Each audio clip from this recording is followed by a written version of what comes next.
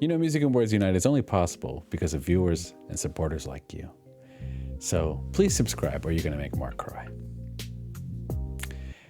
I think I like it more than Red Barchetta. Like, honestly, like Red Barchetta to me is like a 10 out of 10 Rush song.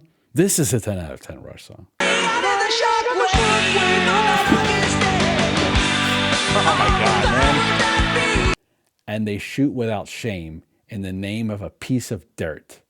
Man, that is an amazing sequence of lyrics.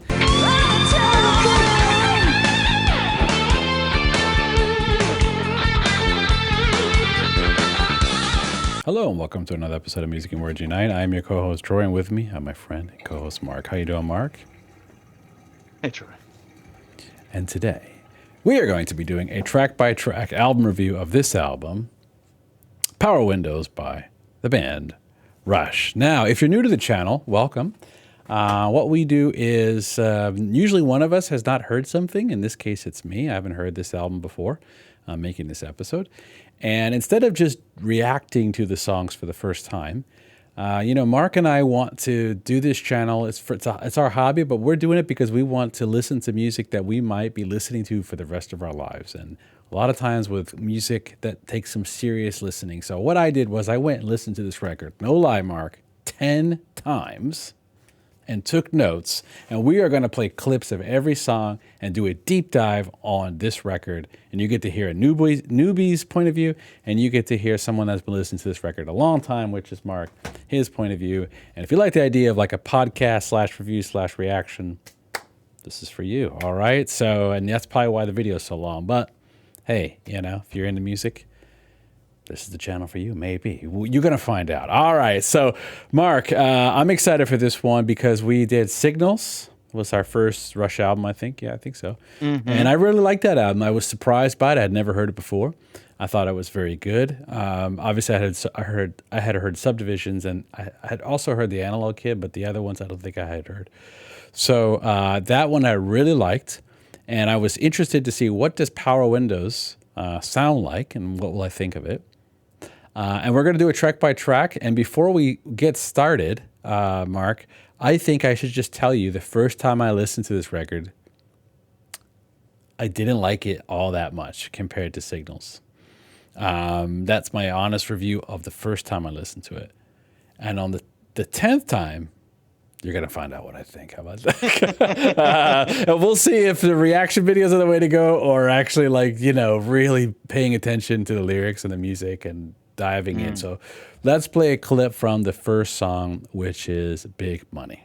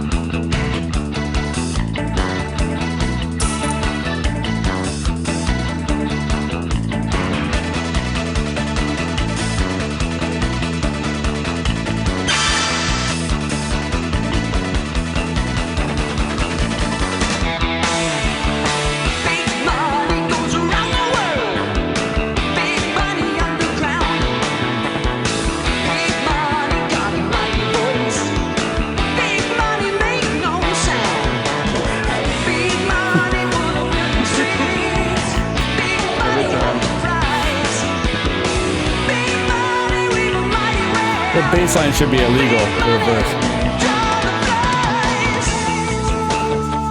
Big true. We get like 2 pre-choruses. This is like one. And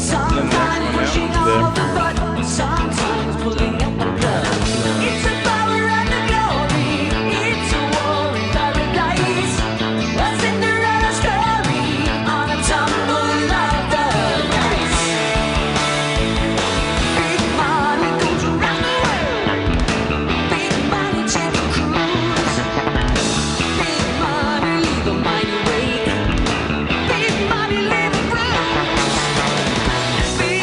one,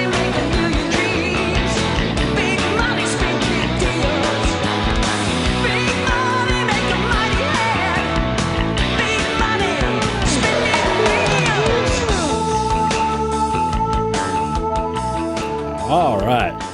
So that was a clip from the Big Money, 2-minute clip, a pretty good clip. By the way, we released a reaction video to the video. If you haven't seen that, go check it out on the channel. But anyway, Mark, so because it's my first time, I guess I'm going first for every song. So yeah, Big Money. This is the first single, I think, from the album, if I'm not mistaken. In some of my research and the notes I have here. One thing about this album that, in doing research for it, I found this album was actually, let me see if I get the name right. Peter Collins produced this, and I think he produced Hold Your Fire as well. And he actually produced Operation Mindcrime, I believe, too. Yes, he did. So that's pretty cool.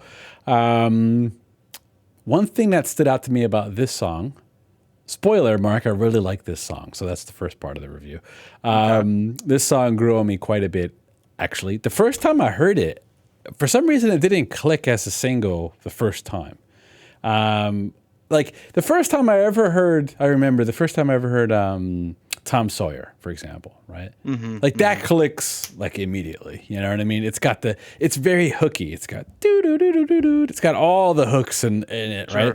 One of the things that this album is lacking when it comes to, and maybe why it wasn't as commercially successful as something like Moving Pictures or Permanent Ways, is some of the hooks, like of the musical hooks it is very catchy, like this song, but it's nowhere near as hooky as something like Tom Sawyer or Limelight or those type of songs. But what it lacks in just straight up more, catchy hooks from a pop sensibility, it makes up for in many other ways. And in some ways, Moving Pictures is obviously a masterpiece of an album, so I'm not going to say it's not. Side A of Moving Pictures is one of the best sides of any record probably ever made, I would say. And side B is also good, but I'm just saying side A is just like a total, 10 out of 10, like easily.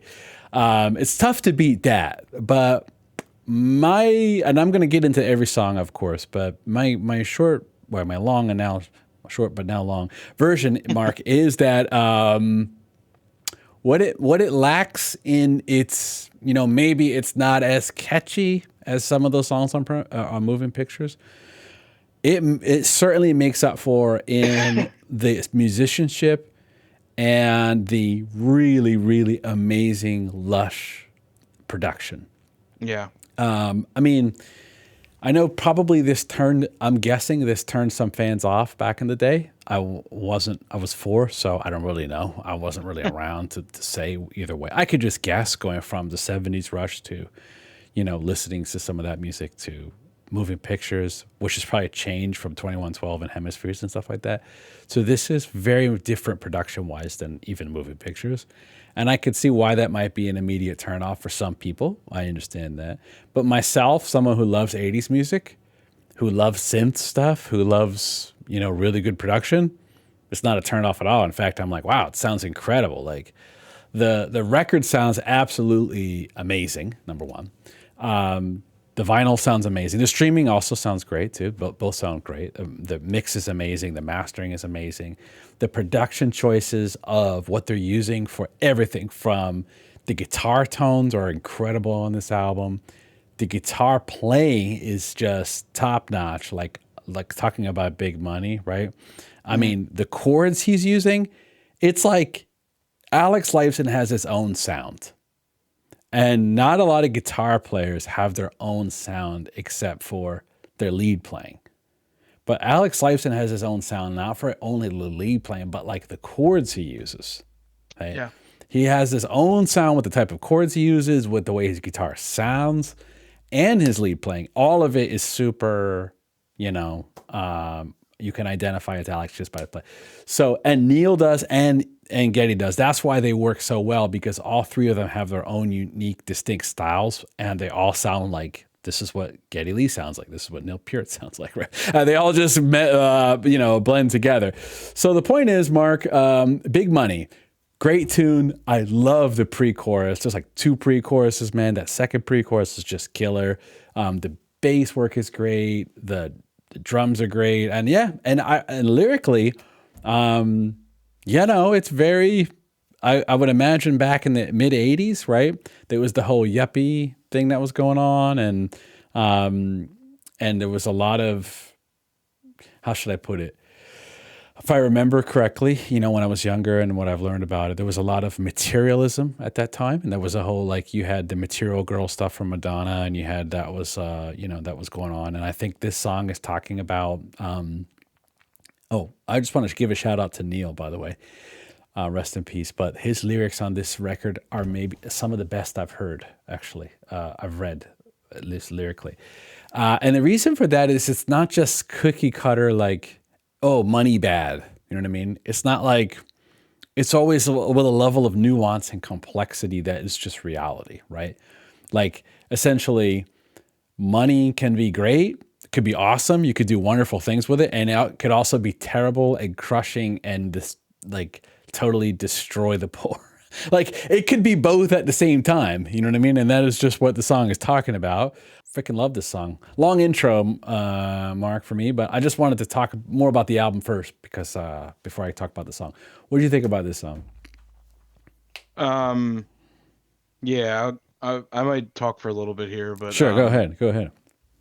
yeah, there's just a couple of things I want to talk about. Well, I've said it before about this album. This is like, this is the pinnacle of their 80s era, which continued on, through Hold Your Fire, and then kind of like came down a little bit with Presto. Mm-hmm. So this era, it was shunned by a lot of people because they kind of strayed away from the more guitar oriented like progressive rock and had like a more synth sound. Even though, I mean, I think Alex Lifeson has some incredible guitar parts on this album. And I think this is still a guitar album too. Like, just because it's like synth laden doesn't mean there's not some great, like, leads and some good, really good solos on here, like you just heard with Big Money, I think. Mm-hmm. But yeah, I want to talk about the production on this album and how unbelievable it is. And like Mm-hmm. every time I listen to it, I'm just like, how did they get this sound? Because Rush is not a band that's known for having like unbelievable recording, like, and mastering and stuff. They have good recording, like it sounds good. This album is like flawless, man. It's like I can hear every nuance of every instrument they play on this album. Um, and I read recently that they recorded this at 5 different studios. So I don't Mm-hmm. know if that has anything to do with it. Um, Technically six, because they recorded, oh no, it was five, I think. But yeah, like the recording on this album is unbelievable. Mm-hmm. And like I'm just literally blown away every time I listen to it. And yeah, it's like I said though, this is an album for a long time that was like, even for me, kind of a joke too. Like this is like, the Rush album you find at the record store and you're just like, Power Windows, like no one's buying that. Right. But um as time goes on, and I think as, Rush has kind of like, paved the way for other bands and stuff, and they kind of like, I know they're like reforming without Neil, but like they kind of like ended. Um there's been a resurgence of people who are like really defending this album, and I'm one of them.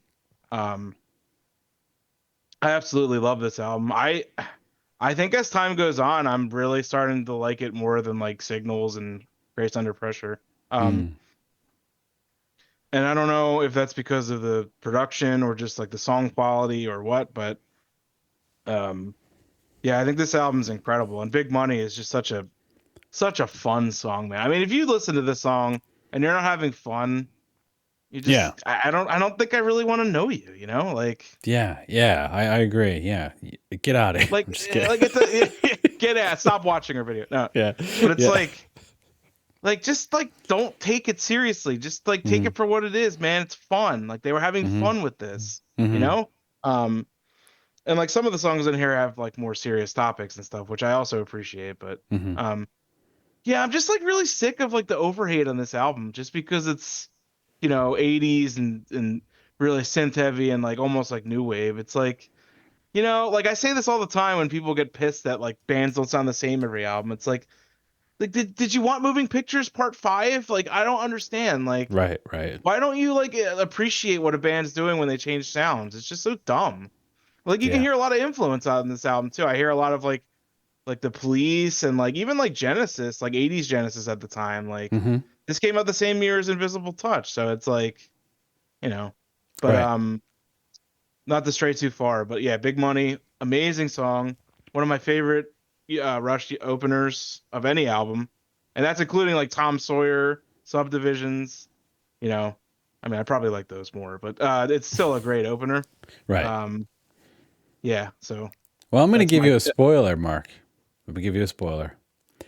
There's a song on this record, we haven't gotten to it yet, that is one of my favorite Rush songs of all time.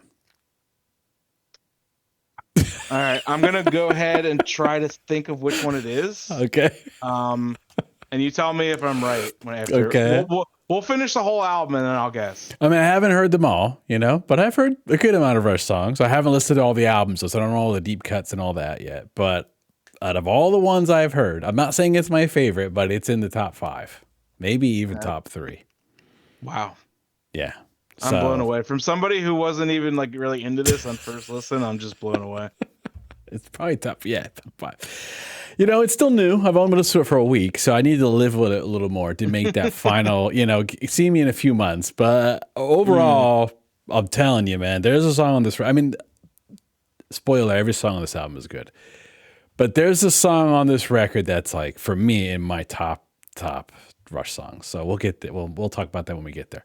All right. Also, I just want to give a shout out to the engineer of this. It is Jimbo is a nickname, I think. What is it? James Jimbo, I think is his name. James Jimbo Barton, who is the engineer on this record. Incredible. Incredible engineering. Production by Peter Collins is amazing. I'm not sure who mixed it, but it sounds so good, this record. And the synth choices they're using are fantastic. And when it gets to other songs, when they start using like strings, the string arrangements are beautiful. The choir, the production is nuts on this record. Like, it is. Yes. All right. The second song is Grand Designs. And instead of playing it from the beginning, I might play it from the middle, actually. Okay. I like that. All right. I like that choice.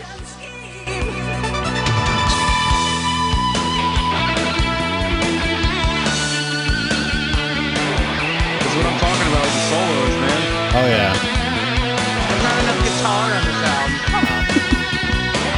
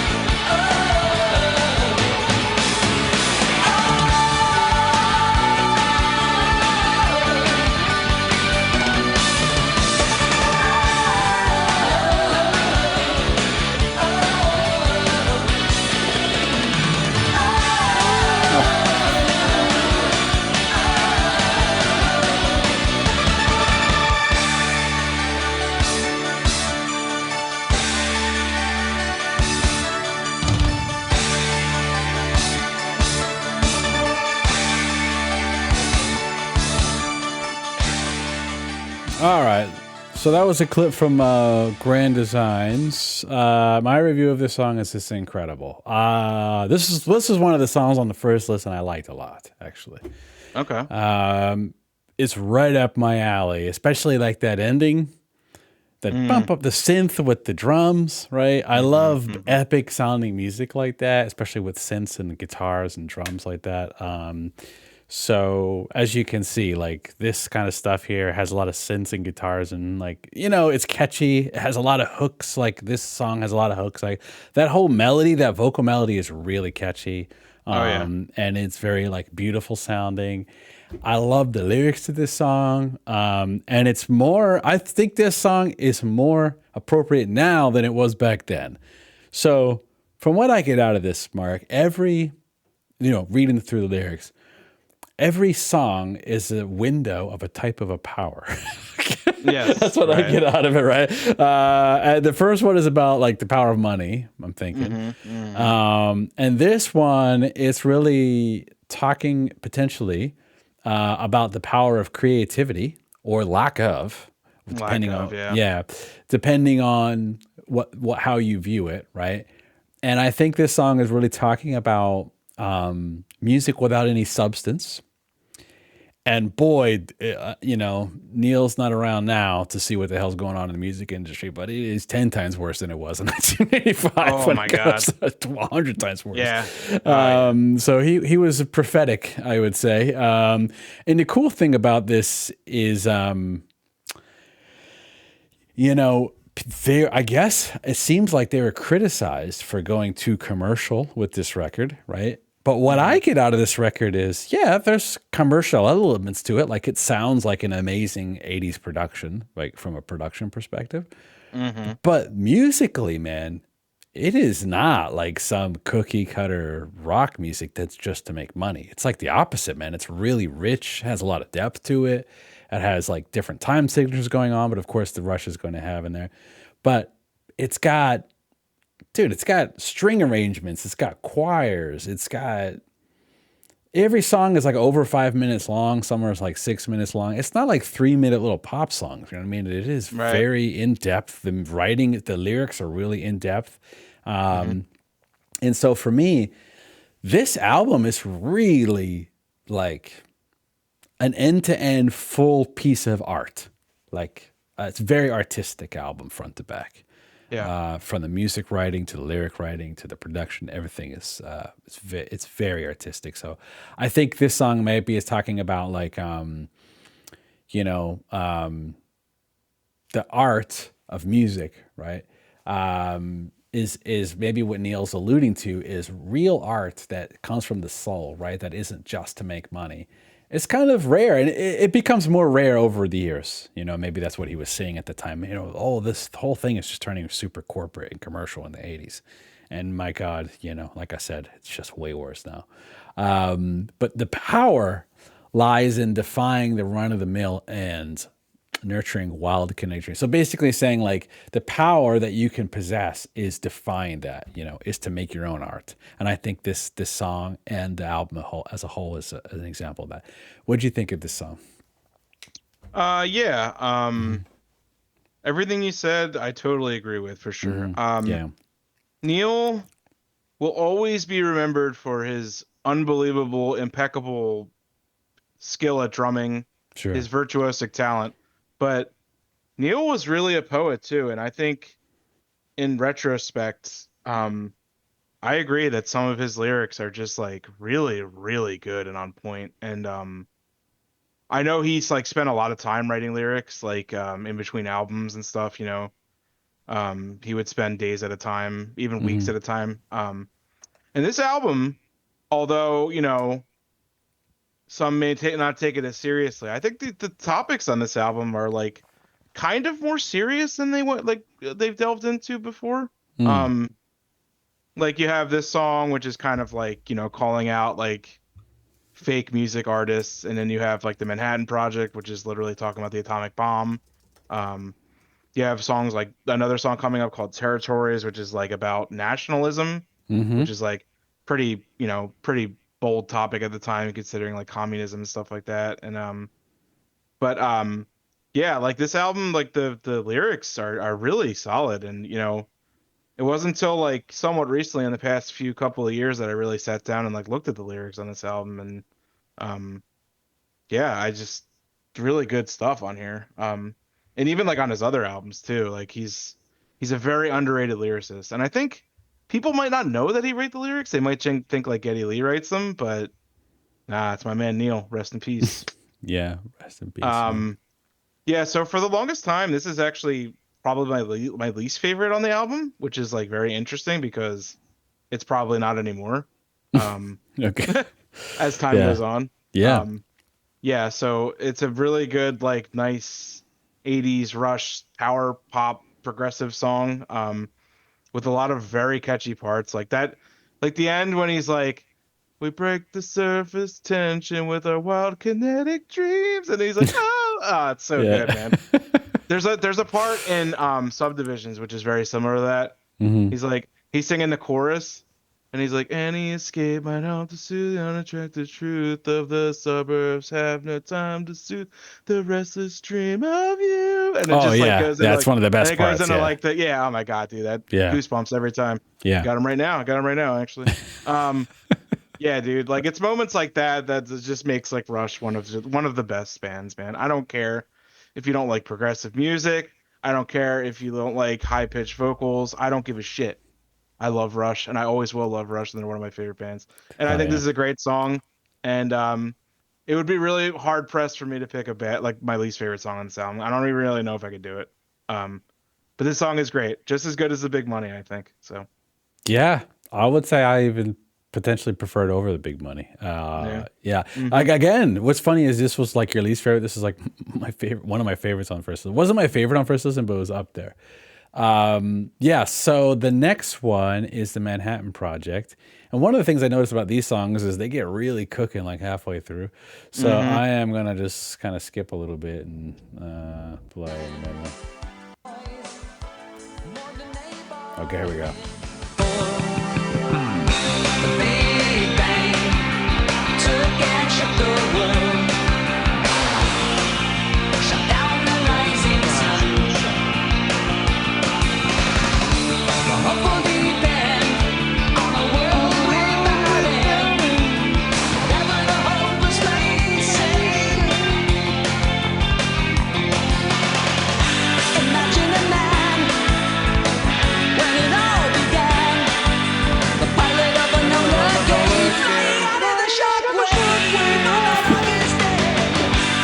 Oh my god, man.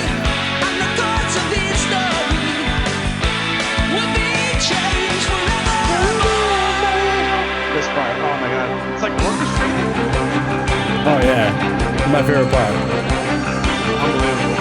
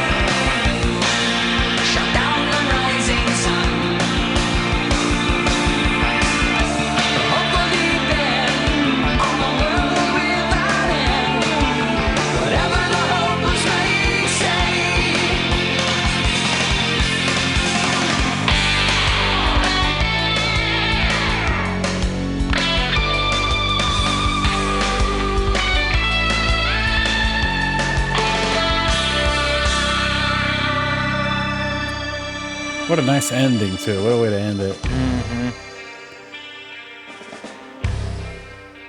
Kind of ends like on a little bit more ominous note. Like it kind Hmm. of goes happy and then it ends like, maybe it's not all happy, which is, appropriate for the subject matter. One of the things that jumps out at me as far as this song goes is the orchestration.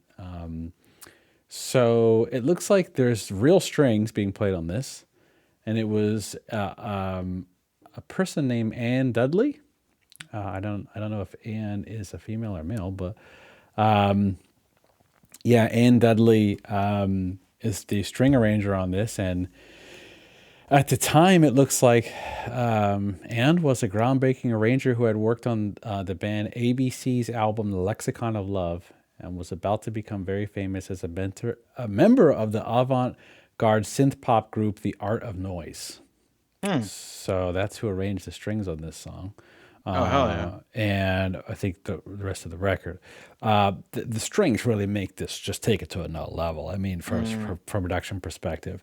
Let's talk about the music, though. I mean, what can you say? I mean, it's Rush music, so it sounds great. You know, I love the driving groove of it. You know, the dun Hmm. dun dun Oh yeah. dun dun dun dun dun. I mean, it's the drumming is great on this.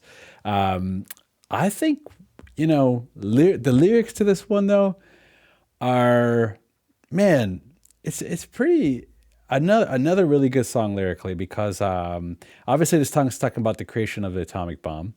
It was inspired by the books like The Making of the Atomic Bomb, apparently. Neil was doing some reading. Hmm. And really, the atomic bomb at the time, and maybe even now, is the race to, well, I would say money is the ultimate power ultimately because you can buy weapons and make them. But the ultimate power at that time, really meaning how to end the war, is creating the atomic bomb, right? And as we know, there are horrible things that happen because of that, right? Obviously, terrible things. But the song doesn't come across as Manhattan Project evil. Like that's not the way it really comes across. It's a lot more complex than that because it's talking about the scientific development and what it took to, what it took to actually create the atomic bomb is really a scientific marvel in a way, I would say. The fact that human beings could do that, and you could think about through evolution of humans to be able to create something like that over time, and the power that is wielded from being able to do something like that with science is unprecedented at the time. And now there's many countries who have that, technology, of course, but we were the first ones to get there. So that's, Yeah. I think maybe he was talking about, the power to create, the power to destroy, the power to wield a weapon like this. Should it even be in humanity's hands? Well, it doesn't matter if it should or shouldn't because it just is and nobody's stopping. And it's the same Hmm. thing as AI. It reminds me of that. Like there was this new project that the US government came out, I forget what they called it, something, but it had to do with like a massive amount of investment into AI race, right? And it reminds me of that. Like, who knows what's going to come out of this? It could be worse than what the atomic bomb ended up being. Who knows, right? Or it could be good. It could be great. Who knows, right? But it reminds. So this song to me was very well written, lyrically, musically, great tune. What do you think about this one? Yeah, I mean, like I said before, it's really tough kind of picking a favorite on this album. But I mean, this is definitely for me a contender. Yeah, I mean, like you heard what we played. I just like it's so good, man. Right. And like even the lyrics, like I wanted to read this one section. Sure. Go ahead. Um, the Big Bang took and shook the world, shot down the rising sun, which is, obviously an allusion to Japan. Hmm. The end was begun, it would hit everyone when the chain reaction was done. The big shots try to hold it back, fools try to wish it away. The hopeful depend on a world without end, whatever the hopeless may say. And I think those are pretty damn profound lyrics. Hmm. Like just, at the time dealing with, World War II and America like making an atomic bomb, which is literally capable of leveling an entire city, which it did multiple times. Hmm. Thank thank the Lord that that's the only time it's ever been used. Sure. But like, even like this song came out 40 years after it was used in 1945, and even today, 40 years later, this album is 40 years old now, which is crazy, man. But even like today, it happened 80 years ago, but it's still fresh in our minds, and it's still a very, very hot topic to talk about, So I think this song is profound in a way with lyrics, but also with music too, because I mean, you just listen to this song. It has like bookend, like kind of march drum beats. Um, kind of opens with like a nice verse, like a kind of softer verse actually. And then the pre-chorus is like a really like driving beat. And then it goes back into like that, little bit softer verse again. And then but it's just like a nice mix, and it's just I think it's like almost a perfect Rush song because it's got really everything you could want. It's got a great solo, it's got great synths, the drumming is incredible. It's got some of the best lyrics I think that I've ever read from Neil. Mm-hmm. Um, and I think it's definitely a standout on the album. And I'm not gonna go ahead and say which one's my favorite because I don't think I could pick, but this is definitely a contender for me. So All right. All right. Yeah. So as you were saying, Mark, it was the only time it was used. Well, there's one more time that it wasn't used in war, but through nuclear testing, right, there's the whole Castle the Bravo incident. Bikini Atoll, is that what you're talking about? Yeah, yeah, Yeah. Bikini Atoll, yeah, in from the Marshall Islands and all that. So Mm-hmm. even in testing, it ended up causing all kinds of human suffering, right?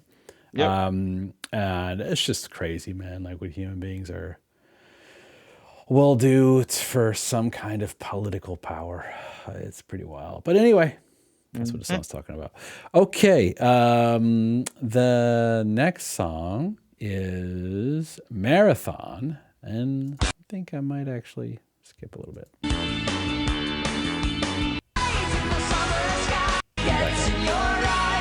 Back up here. More than just a bottom line or a lucky shot in the dark. In the long run, from first to last, the peak is never past. Something always fires the light that gets in your eyes. One moment high, and glory rolls on by like a streak of lightning that flashes and fades in the summer sky. This part is just sick.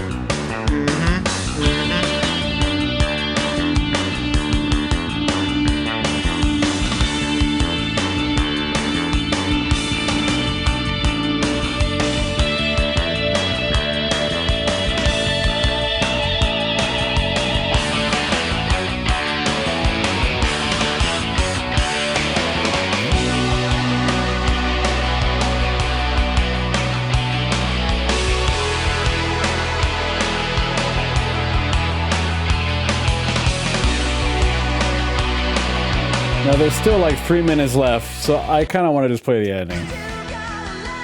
Fine with me.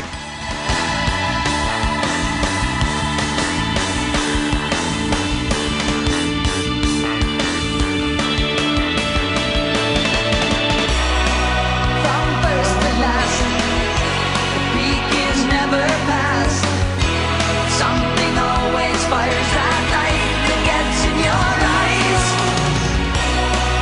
One moment's high, and glory rolls on by like a streak of lightning that flashes and fades in the summer sky. From first to last, the peak is never past. Something always fires the light that gets in your eyes. One moment's high, and glory rolls on by like a streak of lightning that flashes and fades in the summer sky.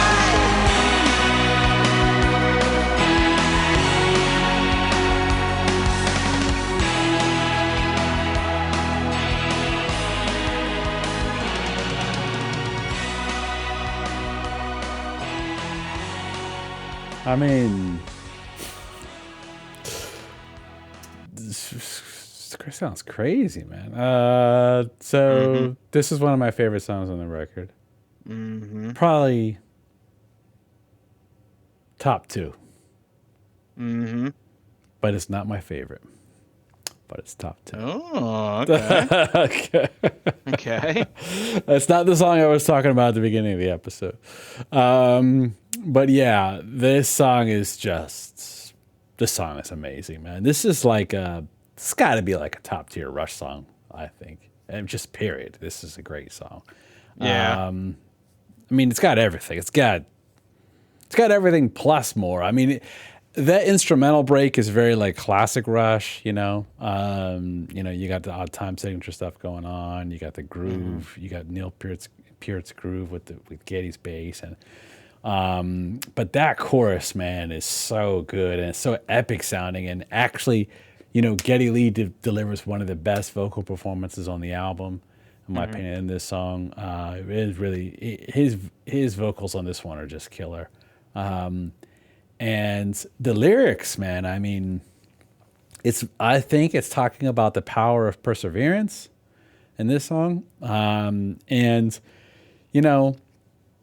it's a test of ultimate will, the heartbreak climb uphill. Got to pick up the pace if you want to try to stay in the race. More than just blind ambition, more than just simple greed, more than just a finish line. Must feed through this burning need. It's a long run. So it's talking about life being a marathon, but not only life, but it's even about like your career, right? Or so maybe talking about themselves, because the chorus says, from first to last, right? So the peak is never past. Something always fires the light that gets in your eyes. One moment's high and glory rolls on by like a streak of lightning that flashes and fades in the summer sky. So how many times, I think there's nothing more relatable for most people than sports. So for example, how you have the best athlete in the world, right? Like the most famous athlete. And unless you're Tom Brady, who plays into their 40s for some reason, most athletes like die out like a falling star. Like they tend to like fall off a cliff overnight, right? Like they were the greatest, and then the next year they're just like, the team wants to kick him off. I mean, like, and you can, I mean, that happens because just the nature of the human body, right? But also, when it comes to music, it's not necessarily that the band is getting worse per se, right? And you can think about bands that necessarily don't change with the times. I think there's no right answer, actually. I'm backing myself up with this, because I could think about examples where bands didn't change with the times. And maybe they're not always as popular, but they have a core fan base. But bands that reach a certain level of height of popularity just by the normies, you know what I mean? By the people that don't know much about prog in this example, right? Like the moving pictures era of Rush. It's going to be impossible for a band like Rush to probably achieve that again, just by the nature of the music they're making. You know what I mean? They would have to consistently try to make only moving pictures. And even if you try, you probably can't do it either, and maybe that's what this part of the song is talking about. So you just have to be yourself. You just have to make the music that you want to make. And if it's successful, great. But success is all relative. You know what I mean? Like, is success being as popular as Michael Jackson or whatever, right, at the time? Or is success just being yourself and making money and have a lot of fans? But even still, if you think about how this album was received, according to the research I did and what you were saying, right?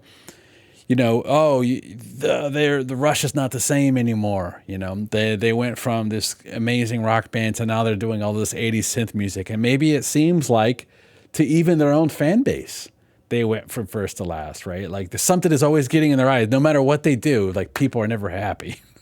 So anyway, maybe there's a lot going on here with like, maybe he was feeling like some frustration too. But I think the song ends, and this is my last piece. You can do a lot in a lifetime if you don't burn out too fast. You can make the most of the distance. First, you need endurance. First, you've got to last. So it's really about running a marathon and not a sprint, right? Recognizing that no matter what you do in life, no matter what it is, you're probably going to, as long as you don't die young, you're going to have a lot of years ahead of you. And if you burn out, whether it's drugs, addictive behaviors, whatever the case, right?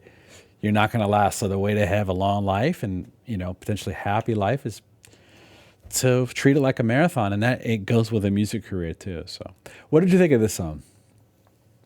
So I'm going to tell you a little story about this song. Okay. So I've seen Rush, I think 4 or 5 times, 5 times. Okay. So I saw them in 2010 when it was Susquehanna Bank Center in Camden, New I was at Jersey. that show. Were you really? Mm-hmm. No way. Yeah. Well, do you remember when they played Marathon at the show? No, because I had never heard the song. So shame on me. I've Yeah. seen Rush multiple times, and when they played Marathon live at this show, it was the most energetic and enthusiastic I've ever seen the three of them play. Right. So Right. they're going crazy. Like Alex played an extended guitar solo during the song.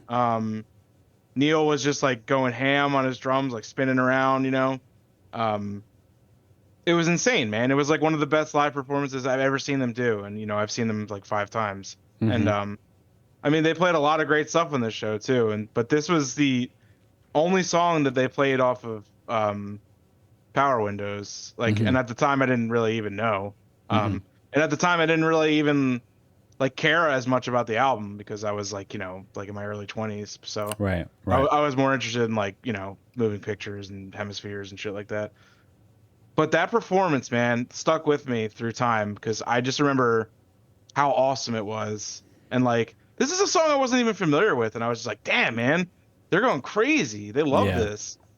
And I think that, though they may never admit it, I feel like this album is like one of their favorites. It's kind of like their baby, because like they had so much artistic integrity on this album, making it, with the songs and the lyrics and stuff, and being able to experiment with like new stuff with like synthesizers and all this stuff.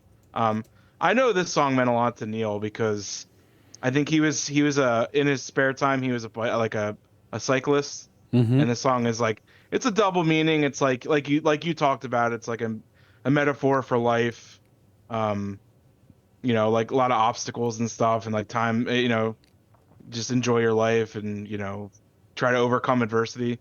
But it's also like talking about an actual bike race too. So I think that like, the double meaning was really like had a really big impact on Neil with like writing the lyrics and stuff. Musically wise, I mean, this is a top song on the album. There's just no doubt about it. I mean, it's to me, it's really another perfect Rush song. I think it's got everything. It has like just everything you could ever want in a great Rush song. I love it. I don't know if it's my favorite, but again, I'm gonna go ahead and say the same thing. It's definitely in contention. There's a couple tracks in here that I could probably call favorite, but I'm not gonna do that because I'm gonna just keep it ambiguous. All right. Cool. The next song is Territories, and I'm gonna get to the part where you start talking about beer, and then let's see. Don't do that. Well, this is the part that I wanted to start from, actually. But skip all the beginning and stuff too. Well, it's all good. The whole song is good. That's the problem. But yeah.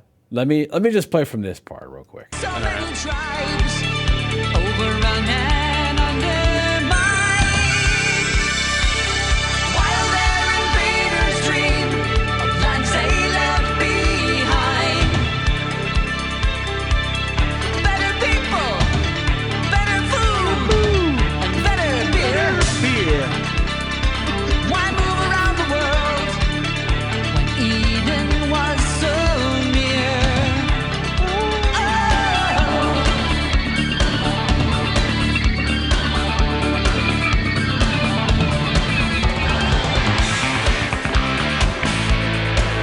Classic Rush right there. Yeah. Bosses keep talking so tough, and if that wasn't evil enough, we get the drunken and the passionate pride of the citizens along for a ride.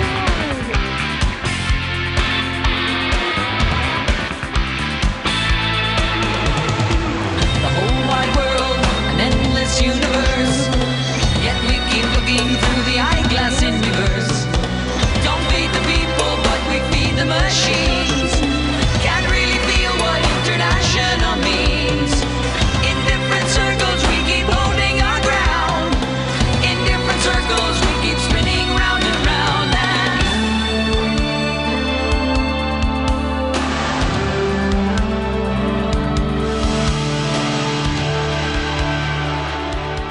All right. I'm going to play the whole song if I don't stop it. So that was a clip from Territories. This is a song that caught me right away when I first heard it because of the guitar work. It's definitely more hard rock sounding oriented to catches your ear because the rest of the album doesn't sound like that. And it has some of it has a more classic Rush feel to it. Even the guitar line, it kind of reminds me a little bit of Spirit of Radio. And as you said, that part with the kind of funk kind of bass with Geddy Lee there, funky bass, more classic Rush. But yeah, this song is awesome, man. This song, I'll talk about the music first. So musically, I don't think there's a typical snare drum in the whole song. He's just using a kick drum and toms, and then he's hitting the snare like in a fill. But it's not like a normal backbeat, you know what I mean? It's so it's pretty unique drumming wise that way. And man, the guitar work is so good. But really, man, what stands out again, aside from the music being awesome, is the lyrics. And the clip I just played was intentional for the lyrics, but you know, the bosses get talking so tough, and if that wasn't evil enough, we get the drunken and the passionate pride of citizens along for the ride. The boss is probably alluding to political figures, right? And then he says, I mean, how true is that? We get the drunken and the passion. It's like, whatever, you know what it is, you know what it's become. And it's funny that he was saying this back in 40 years ago or whatever, because this is 40 years ago. Yeah, 40th anniversary of this album. I think it's just more true now. I've never seen, at least in my lifetime, you know, I was only 4 at the time, so I can't really say, but in my lifetime, I've never seen a state of at least the U.S. politics where it's more like sports than anything. What is sports? Well, you root for a team and people get drunk and they tailgate and they talk shit and you know what I mean? And it's because, hey, it's a football game. So what's the worst that could happen? Your team loses and then, you know, whatever. But it's like the same mentality, but for politics. And what's the worst that could happen is the end of the world. In that scenario, or humanity. So anyway, so it's just crazy. And I think this line is talking about that. The second part, which is the chorus, the whole wide world, an endless universe, yet we keep looking through the eyeglass in reverse. Don't feed the people, but we feed the machines. I mean, this is it doesn't get more, you know, what's going on right now than this. You know, the money, the vast majority of money is spent on war-related activities like Department of Defense, weaponry, and all. Now I'm talking about U.S. politics, of course, but also with funding other countries' wars. Now, you can think that's a good thing or a bad thing, but it is just a true statement. And it's like, and then as soon as somebody wants to fund anything for the people, it's like immediately seen as some kind of negative, right? And it's just, you know, I'm not trying to get political here, but this line is very, very apropos for today, even more so, potentially. Can't really feel what international means in different circles. I mean, this is listen to this line. In different circles, we keep holding our ground. In different circles, not indifferent, but indifferent, the word indifferent. In different circles, we keep spinning round and round. And they shoot without shame in the name of a piece of dirt. Man, that is an amazing sequence of lyrics. In different circles, like different countries, we keep holding our ground. In different circles, meaning we're indifferent to what's happening. We just keep spinning around and around. And they shoot without shame in the name of a piece of dirt. Not saying that I mean, you know, my personal opinion is I'm not saying one way or the other about nationalism versus, you know, internationalism and things like that, but because I can make the argument for different valid reasons why we should have different nations and things like that. But I can see the frustration that he was probably feeling when he wrote this song, you know, with what was going on in the world. And again, it is super relevant to right now. So this song is amazing. It's a brilliant song. What did you think about this song? Yeah, I mean, refer to what I said about Marathon, and it pretty much applies to this song too. Yeah. Like this whole middle section of this album, like from Manhattan Project to Middletown Dreams, is just like absolutely flawless, Mm-hmm. flawless Rush. Mm-hmm. Um, and funny thing about this song is another Rush concert I went to in 2012 when they played at Wells Fargo Center. They played Grand Designs, Middletown Dreams, and Territories all in a row. And again, like this is kind of before I was really into this album, so I was Mm-hmm. like, oh wow, like 3 Power Window songs. I was like, that's cool. You know, didn't really Right. didn't really take it in, but like they played Right. those three in a row in 2012. So Mm-hmm. it's like I didn't really get to experience it as much as I could have in hindsight, but Right. yeah, this song is incredible, man. I mean, like the main like riff that he plays is it kind of has like an Indian feel to it, for lack of a better word. I mean, Mm-hmm. it's almost like, Western Asian sounding. Like it Mm-hmm. sounds excellent. And like I can't say this enough how good the production is on this album, man. Like you put this on like an album, like a record, and listen to this with like some good headphones or good speakers. It's like you're in the recording studio. It's insane, man. It Yeah. sounds so good. Do And you have the it's vinyl for this one? I do. Yeah. Yeah. Do you have a I think repress or original? not Just an curious. original. Yeah, this is the original too. I got this for was near mint when I got it, or it might have been. I don't know. I was so happy when I got this because I didn't know the album was good, but I got like a really good near mint copy for pretty cheap. But Yeah. dude, this changed when I put the vinyl on with the headphones, like you're saying. I mean, I thought the album was pretty good before I did that. I was listening on streaming. But when I did that and I sat down with that and I was looking at the lyric sheet, I was like, this album's absolutely incredible. like that 145-minute sitting totally opened my mind up to the album. And I think that, by the way, I think there's something to that. It's not necessary. I mean, yeah, the vinyl sounds great. It sounds amazing. Don't get me wrong. But there's just something to the ritual of sitting down and saying, for 45 minutes, I'm going to do nothing but this. Because a lot of times, like, and I think, vinyl just lends itself to that because you can't just easily skip the songs and you can't, you know what I mean? Like, you can, of course, but you have to get up, you have to move the needle, you have to flip, you know what I mean? It's a whole thing. So there's something like, okay, I have this physical thing. I'm going to put it here. I'm going to sit down. I'm going to open the lyrics that came with the vinyl, right? And I'm just going to listen and read it and just, and concentrate.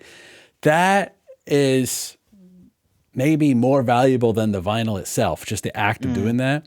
And I think that, whether you use vinyl or not, if you don't do that now, that's what I was missing. It's one of the reasons, Mark, that I wanted to start this channel. Because for years, I used to do that when I was a teenager with the CDs I would buy, right? Open the CDs, read the lyric books, sit there and listen to it with headphones. Oh yeah. And like I hadn't done that and I missed it, and that's why we started this channel doing these album reviews. And I had that experience doing that with this album. And I think that really opened my mind up to it. So I think this song, by the way, I think the song's great. So it's my review of the song.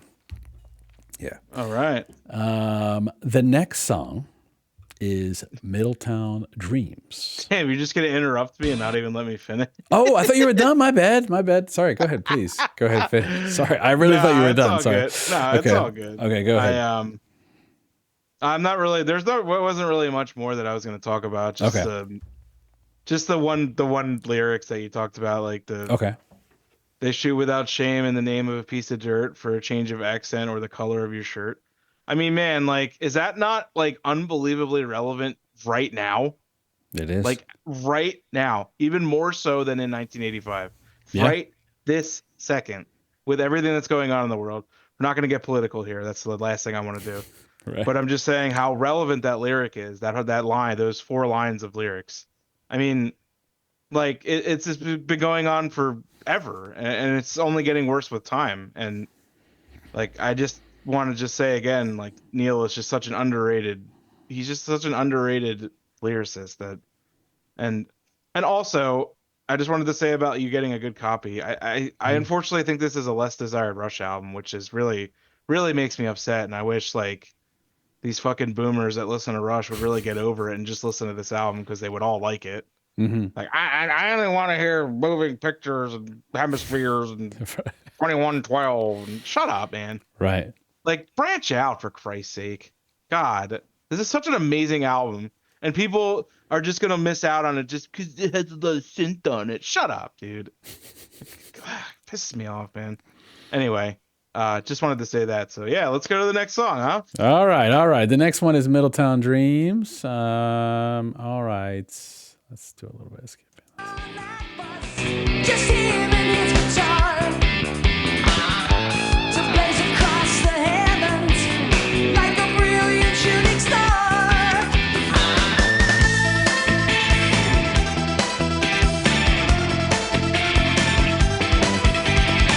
The middle-aged Madonna calls her neighbor on the phone. Day by day, the seasons pass, leave her life alone. But she'll go walking out that door some bright afternoon to go and gain big cities from the lonely attic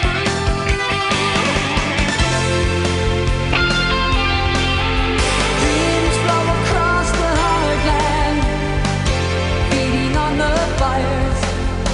Dreams transport desires, drive you when you're down. Dreams transport the ones who need to get out of town. Out of town.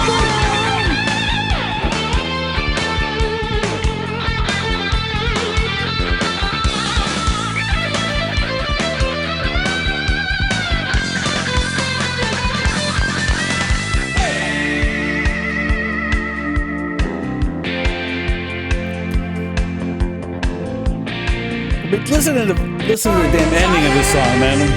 Drive you when you're down. Dreams transport the ones who need to get out of town.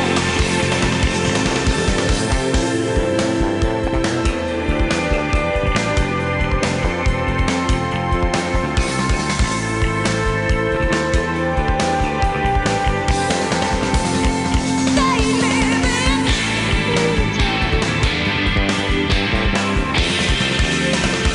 They dream in Middletown. They dream in Middletown.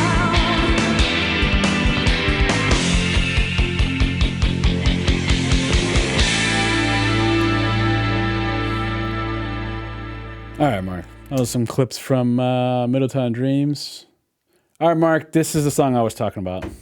You know what, Troy? I'm gonna be honest with you. It was between this and Mystic Rhythms. Mm-hmm. But ultimately, I picked Mystic Rhythms, so I was wrong. So Okay, I'm glad you owned up to it. You didn't say okay.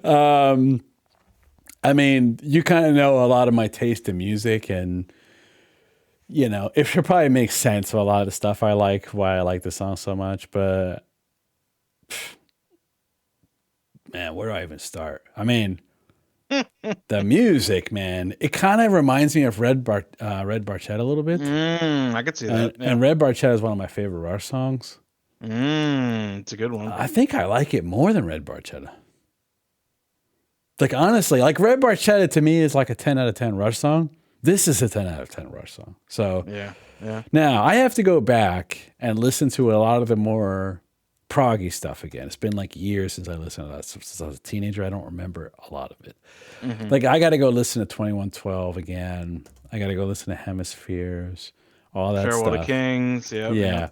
So I'm gonna do that. We're gonna do that on the channel. You know, I'm kind of in a Rush kick after hearing this. So I'm even saying, why not do the 80s stuff first? Just get through that.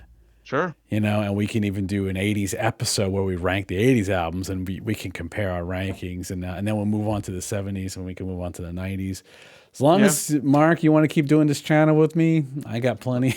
There's never, Of course, man. there's an endless amount of episodes. Endless We're only content, talking yep. about Rush. So there's a million bands we talk about. This Oh yeah. We skipped an album too, an '80s album. Well, I mean, if we're talking about strict Grace Under Yeah. Pressure. Yeah. Yeah. We definitely got to do that one because I really like Signals, and I think I like this album even more. And so I'm guessing something in the middle. This is a transition album, Hmm. but yeah, I mean, this song is just musical perfection.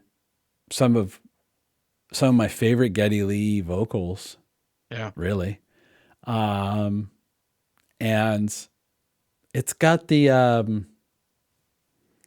it's kind of got the happy sad thing going on. Yeah, it does. Yeah. Yeah, it kind of sounds happy, but also sounds sad at the same time.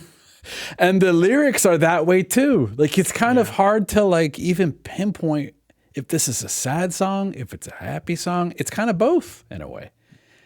And I think it's talking about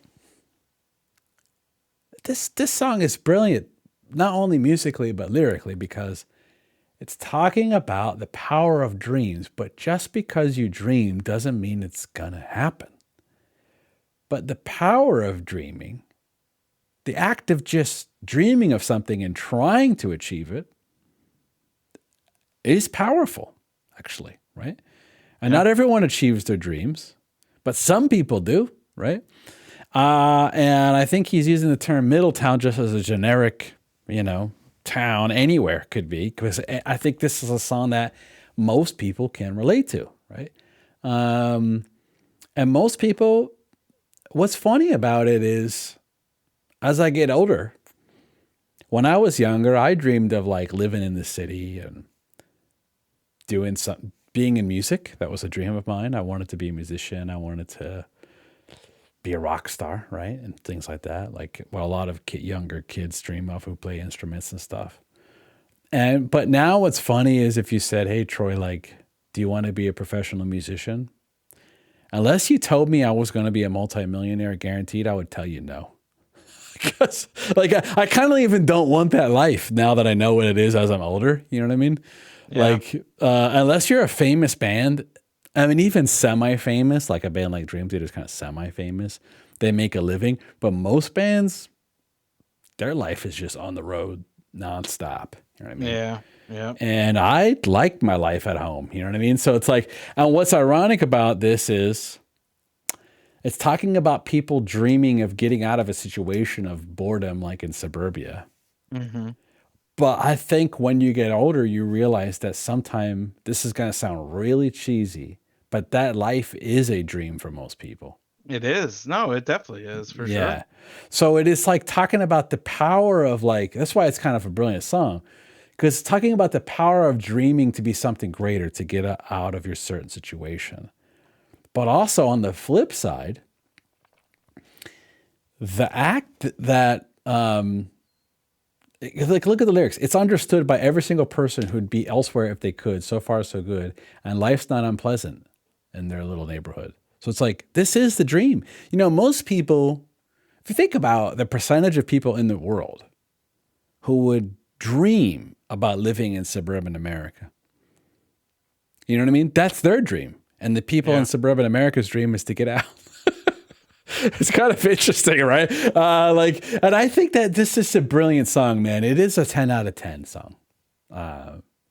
You know, it's a pretty much, first Rush music goes, I don't think you can ask for anything better than this song. In my opinion, it just fits my taste of what I like. That's all I can Yeah. say. Yeah. That's fair. So, yeah. So what do you think about this song? Yeah, I mean, like I said, like the middle of this album is just like it's fat, man. It's fat. It's so good. Right. It's got it all. Like that 4 song run is just like unbelievable, man. Yeah, and like, this like how can I pick a favorite song on this album? Seriously. I just don't think I can. I really don't. Um this is just like such another just amazing song that as time goes on, I just really appreciate more and more. Um, and like, to return to what you were talking about before, Mhm. every kid when they're younger has like a dream of, going out and doing something like, whether it's like something they want to do that, like you said, like a musician or, to actually make it and have a successful life. Um, but it's like if you go out and you're successful and, you make some money, like I just feel like most people return to the suburbs anyway. I mean, you're not going to live in the city your entire life. Right. From like an American standpoint, and it's just like, boredom's a strong thing, and it's a really shitty thing sometimes, and Hmm. it gets the best of us too. I mean, I feel like part of the reason we even started this channel was probably because of boredom to an extent. So, um, yeah, I can relate to the lyrics. Hmm. But I agree with you. I love living in suburban America. I think I couldn't really ask for more. If I thought Hmm. about living in the city now at my age, I would pull my hair out Yeah. because I hate that. I hate the hustle and bustle and one of the things I hate the most is like feeling rushed. And Hmm. like when you're in a city, you're just constantly rushed. You're rushing to do everything. You're rushing Right. to park. You're rushing to go to work. You're rushing to go anywhere. Like it's just a madhouse. And it's like we don't even live in like the biggest city in the country or near it, I should say. But it's just like I can relate to these lyrics to an extent, but also at the same time, it's like you guys have it good. Like you don't need to get out. I know it's Right. boring, but like just appreciate what you have. But that being said, though, like musically, this song is incredible. I mean, I think this has one of the strongest Rush like choruses of like. I think this could go like honestly toe to toe with any Rush song. I Hmm. mean, like just that little like the pre-chorus too with like the synth melody, like the Oh, it's incredible. yeah, it's just unbelievable, man. Hmm. Like it's just like I'd put it toe to toe with any Rush song in this day and age, honestly, Hmm. even from like the great albums. I don't know if I could ever pick a favorite Rush song overall, but Hmm. this is like this song is definitely in my top 10 for sure. So All right. Well, awesome. The last song on the record. No, never mind. There's two more. Emotion Detector is the next song. All mhm. right.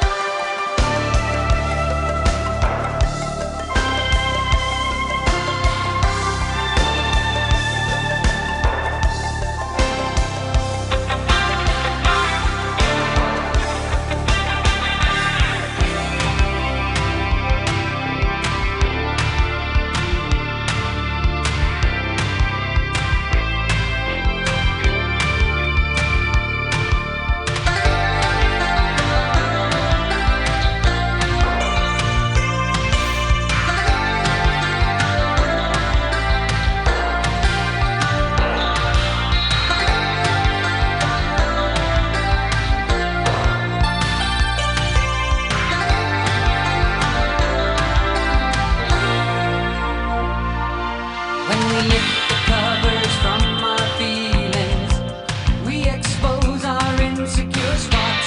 Trust is just as rare as devotion. Forgive us our cynical thoughts. If we need too much attention, not content with being good, we must throw ourselves wide open, start acting like a fool. If we need too much approval, then the cuts can seem too cruel. Right to the heart of the matter, right to the beautiful part. Illusions are painfully shattered, right where discovery starts. In the secret wells of emotion, buried deep in our hearts.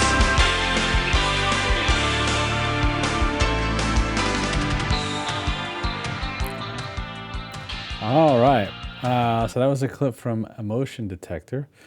I love this song. Great song. Again, it's kind of like an Asian type of feel. Yeah. And the last song on the record has even more of that. So it kind of is a little bit of almost as an intro to that sound.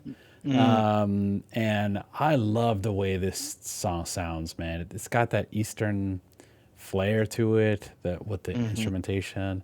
I mean, it's a beautiful song musically. The melody is just that chorus is great, right? But the lyrics again, man, this might be out of all the lyrics I've read from Rush. This might be the best album lyrically so far that I have read. Now I haven't read them all, but I'm just saying so far.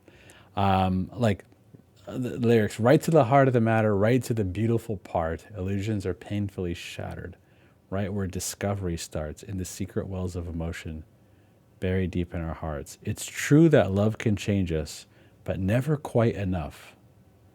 Sometimes we are too tender, sometimes we are too tough if we get too much attention. Like this these lyrics are, it's like, what I like about it is it's not just a straight up love song. It's talking about the emotion of love, actually, but it's just talking about the beauty of finding that, but Mm. also just love itself, just having that emotion doesn't make you happy, you know? Yeah. Like there's too much of a good thing, there's not enough of it. There's discovering it, there's the experience of falling in love with somebody, for example. And there's different types of love, right? There's a love that you have for a family member, right? There's a love that you have for a spouse or a boyfriend or girlfriend. The point is, what I love about these lyrics, man, is it's just like the detector part is it's like he's discovering his different emotions and the complexity that goes with that. But it is about the power of emotions on yourself and your life and of love, for example. Hmm. This song is amazing. Another banger, you know, another great one. What'd you think about this one? Yeah. This is another great song, I think. Yeah. Just yeah, lyrics wise, like song, like yeah, like this kind of like reminds me of what was it, Territories, where it has like the like the Asian feel to it, but not quite like Western Asian this time, or Eastern Asian. It almost Mm-hmm. has like a Chinese or a Japanese feel to it Mm. with the music, which is something I think that they started to explore, um, even as far back as like Passage to Bangkok on 2112. I think they've over Mm-hmm. time have experimented with stuff like that, and even later on after this album, talked about it in a video that we did, songs by bands we love that stink. Mm-hmm. There's a Rush song called Tai Chan, which is not a very good song, but they explore Eastern rhythms and stuff on it, which Mm-hmm. is cool. Not a very good song, but still cool nonetheless. What But if it ends up being my favorite Rush song, Mark? What would you say about I'll that? respect you, but I'll like snicker at you behind your back. All right, fair enough. I I'll be haven't like, heard "That's it yet, cool, so Troy." No, no, yeah. you know what, man? To each their own. I'll never judge anybody on music Mm-hmm. unless you listen to like the actual worst stuff on planet Earth. Sure, sure. Don't say Kings of Leon. Well, Um, yeah, that counts as that's up there. Yeah. I thought you liked Kings of Leon though. Oh yeah, they're my favorite.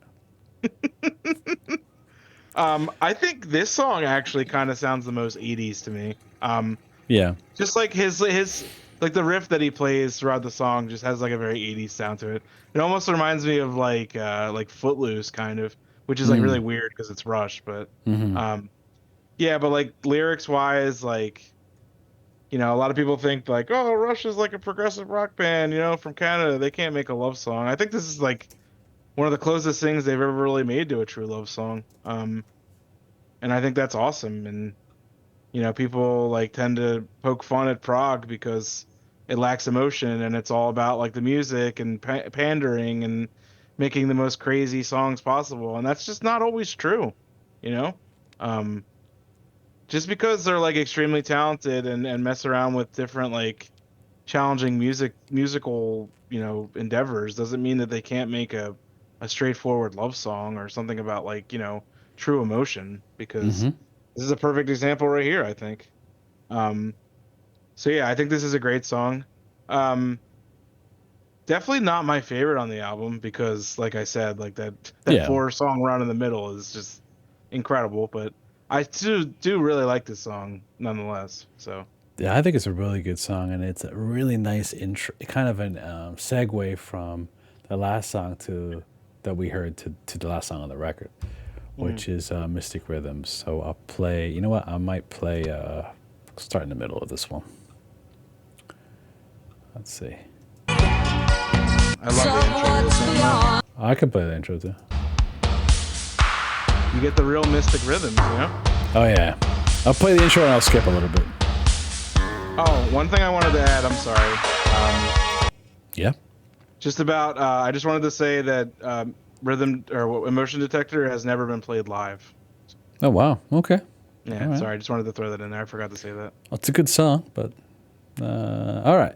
Well, here's the beginning of Mystic Rhythms that I'm going to skip to later in the song.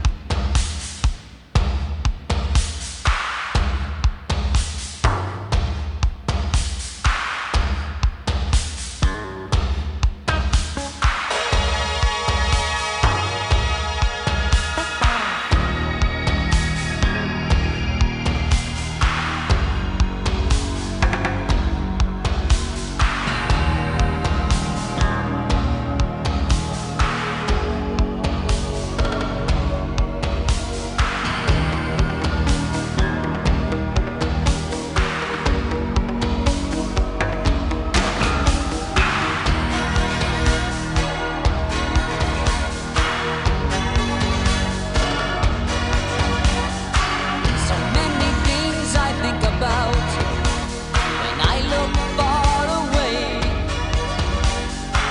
Things I know, things I wonder, things I'd like to say.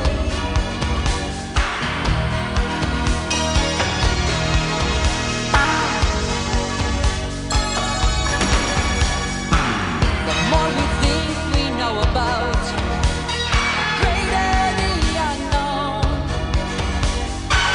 We suspend our disbelief, and we are not alone. Mystic rhythms capture my thoughts, carry them away. Mysteries of night escape the light of day. Mystic rhythms under northern lights or the African sun. Primitive things through the hearts of everyone.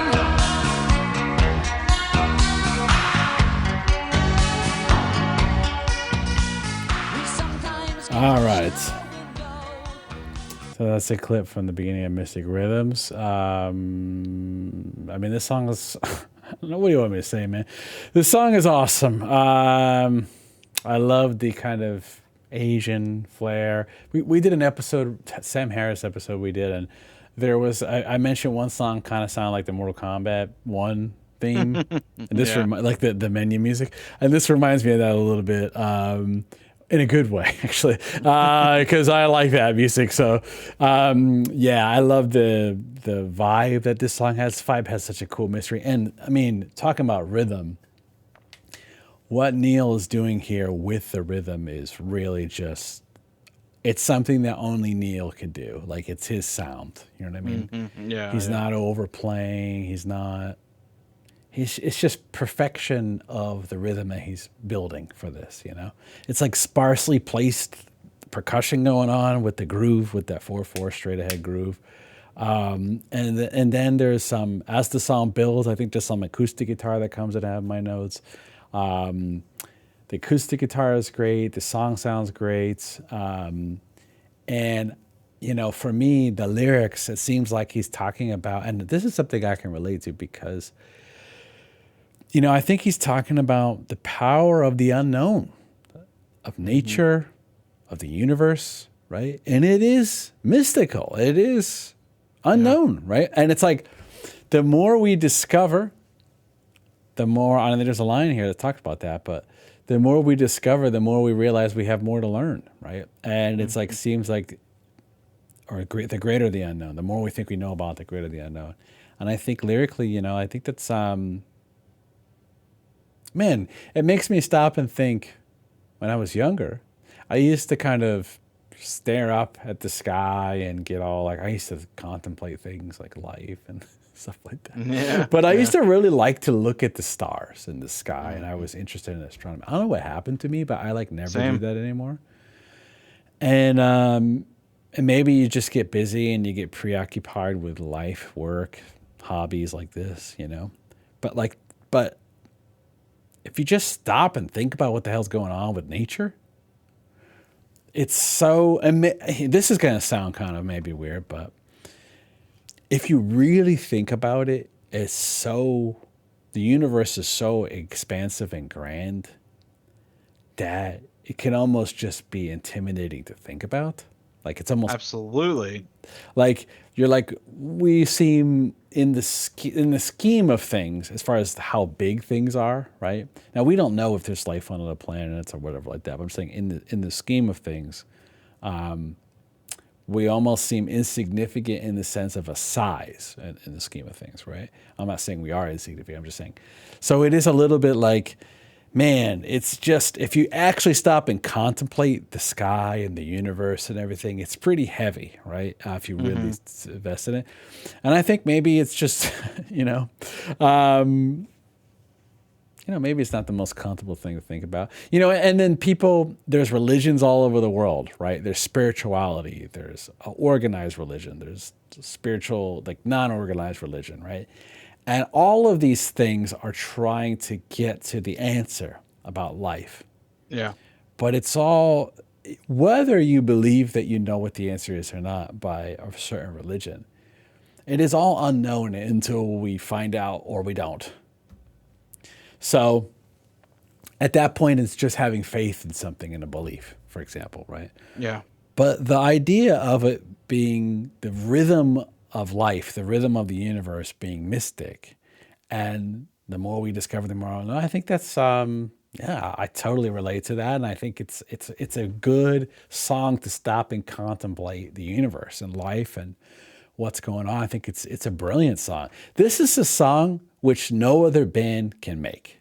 Not that the other songs other bands can make, but when I hear this, I'm like, it sounds like Rush doing a mystical song about the universe, and I'm like, you're not going to hear this anywhere else. You know what I mean? No matter hmm if you have a band, and this is what I mean.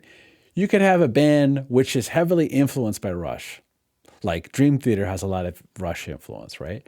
But like a lot of the Dream Theater Rush influence is, well, like a lot of the proggier stuff in the 70s, right? And then of course you have the moving pictures like Limelight and stuff like that. But like this song, there's not a Dream Theater song that sounds like this. You know what I mean? hmm Like this is a very unique sound that they have crafted. And it's a shame that more people don't appreciate it from what I'm gathering from what you're telling me. So Yeah. it's my review. What do you think about this one? I to reiterate what you're saying, Yeah. I think as time goes on, this album is going to gain much more headway with not just Rush fans, but I think just like fans of either, this, because this is as close to a pop album that Rush has ever made, I think. Mm. It has a lot of pop elements and like new wave elements to it. So I think it has a chance of getting, more accompanied with like people outside of progressive rock. But I think this is like tragically their most underrated album, which really sucks because it's just such an amazing album. And I don't know if people are turned off by the cover or I don't know. I really don't know. And it sucks. But anyway, so this song was actually my first introduction to the album. This is like the song I first heard from Power Windows, like way back when. And like I was always like, damn, that song is really cool. But like you said, it doesn't really have like the Rush sound, you know? Mm-hmm. Well, it does in certain ways, but like this is not what you associate Rush with, this kind of sound. You associate like Tom Sawyer or, even as far back as like Fly By Night and like, like the hard rock stuff. But this song, yeah, I mean, this song is just like, I absolutely love this song. It's probably the song I've listened to the most from this album. Um, just because sometimes I'll just pop it on and it's just like really nice. Like, spiritually, and just I don't know. It's nice to put on even in the background, and just it's got just a great sound to it. Yeah, I love how it's like almost echoey to an extent, but still has great production value. Mm-hmm. Um, the only thing missing is there's not really like too much guitar work on this song. But that's okay because that's not what they were going for. They were going for, a spiritual, um, a nice like almost ethereal sounding song.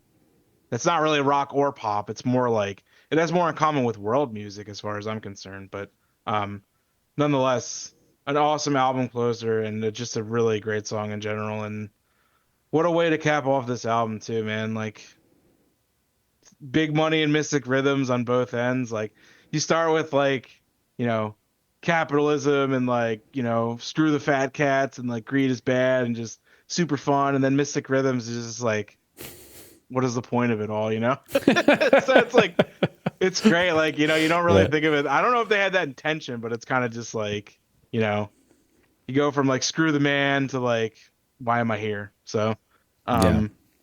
yeah, I cannot recommend this album enough to anybody that's interested in progressive rock, 80s music, you know, even like new wave or like synth pop or anything like that. Like, just give it a chance, man. It is such a good album. You'll like, even if you don't like Geddy Lee's vocals, get over it. Like, listen to it a couple times. Like, Mm-hmm. I'm not a big AC/DC fan, but I can still listen to them. Yeah. So just give it a chance, man. It's such a good album, and please, like,